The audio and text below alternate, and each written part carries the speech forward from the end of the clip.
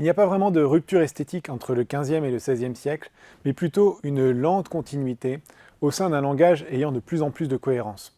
Le style s'affirme de plus en plus, les deux types d'écriture qui avaient été mis en avant au siècle précédent, l'écriture horizontale, contrapuntique, et verticale, homophonique, sont toujours bien d'actualité, et sont clairement les deux pôles où se concentrent les compositeurs.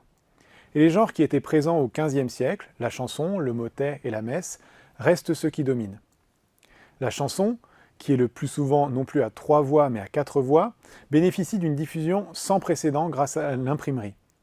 Le plus grand compositeur de chansons de l'époque, c'est Clément Jeannequin, qui privilégie un ton plus léger, plus populaire, plus impertinent aussi, et surtout résolument profane.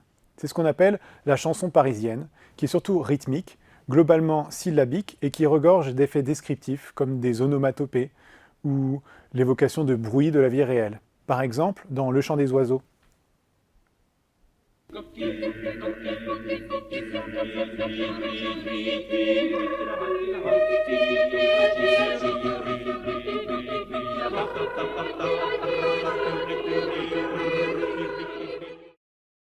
Ou la bataille de Marignan, et ses fanfans des trompettes, ses patipatoques des chevaux, ses tric-trac des épées qui s'entrechoquent, ses zin-zin des flèches qui fusent de toutes parts.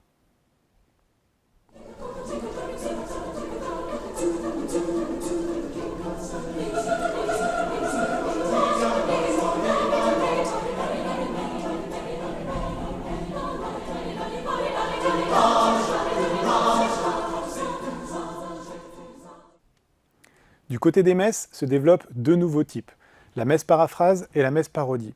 La messe paraphrase reprend l'idée de la messe sur cantus firmus, qui utilisait un chant préexistant et était toujours placé sur la teneur. Mais elle va mêler à cela l'idée d'imitation, qui est si présente dans le contrepoint de la Renaissance, de telle sorte que le cantus firmus n'est plus cantonné à la teneur et va pouvoir circuler dans les différentes voix par le jeu de l'imitation. La messe parodie, quant à elle, consiste à utiliser non pas une mélodie préexistante, mais une polyphonie préexistante. Ce n'est pas juste une ligne mélodique, mais tout le complexe à plusieurs voix qu'on fait passer d'une œuvre préexistante à une messe. L'œuvre préexistante peut être issue du répertoire religieux ou profane, comme la Missa super La Bataille, une messe que Jeannequin a composée à partir de sa chanson polyphonique La Bataille de Marignan. Le voilà donc qui utilise le début de sa chanson dans chaque partie de la messe.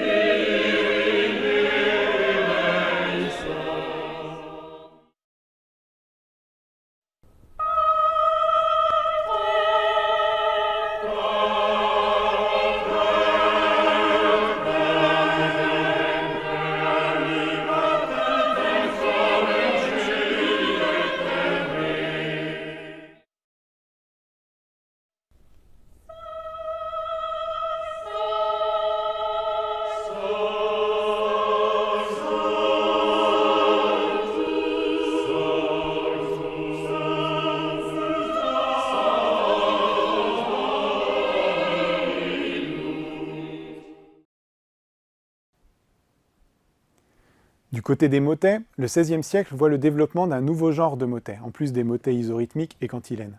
Le motet libre. Le motet libre, c'est un motet qui n'est pas composé à partir d'un cantus firmus, d'un chant préexistant, contrairement aux autres motets. Il y a aussi généralement davantage de voix qu'au XVe siècle, et il n'est pas rare de trouver des motets à 5 voix, 6, 7, voire 8 et même 12, là où le XVe siècle se limitait plus souvent à 3 ou 4 voix.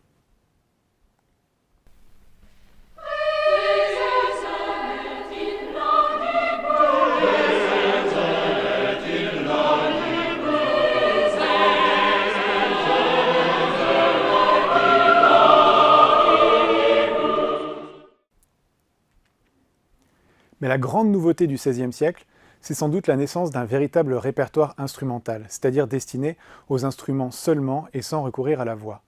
Bon, tout ce répertoire n'est au départ en réalité qu'une série de transcriptions, de réductions, d'arrangements d'œuvres vocales polyphoniques, pour instruments seuls ou combinaisons d'instruments. Typiquement, les chansons très appréciées de l'époque vont alors faire l'objet de multiples arrangements, ce qui donne aussi une idée de leur popularité. Mais petit à petit, la musique instrumentale se constitue un répertoire propre, qui ne soit pas uniquement nourri par des adaptations d'œuvres vocales, et commencent à apparaître des genres instrumentaux autonomes, c'est-à-dire pas liés à la voix. Le prélude, le ricercar, la fantaisie, la toccata, la sonata, la canzona. Et surtout, en se constituant un répertoire propre, les instruments s'écartent du langage polyphonique dont ils étaient tributaires quand il s'agissait de reprendre des œuvres vocales. On va vers un style plus monodique, plus proche de l'idée de mélodie accompagnée, une écriture qui sera à la source de la naissance de la musique baroque.